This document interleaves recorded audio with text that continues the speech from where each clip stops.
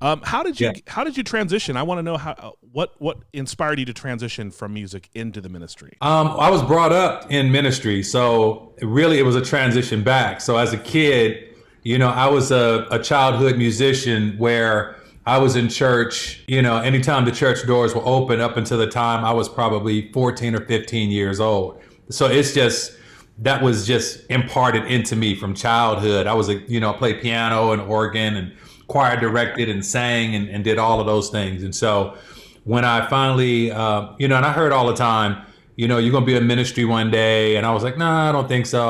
There are other things I'd rather do than give my life to God. And so I really needed to I thought I wanted to find my own path or whatever. So I went off, man, and somehow got that record deal and took the craziest path of life and marriage and success and fame and literally realized through that entire journey that it was counterfeit. Everything, it was a counterfeit lifestyle. The money was counterfeit, the accolades, the fame, everything was really counterfeit. And so when I finally had the opportunity to step away and really kind of find myself, to be able to understand, who I am outside of music.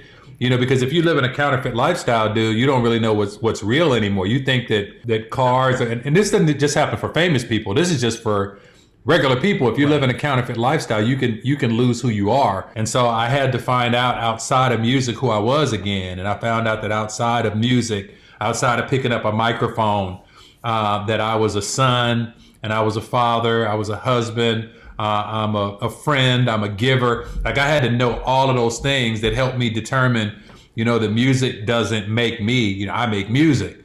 And so Right. that was kind of my journey from music into ministry, but really it was a journey from ministry into music and back into Right.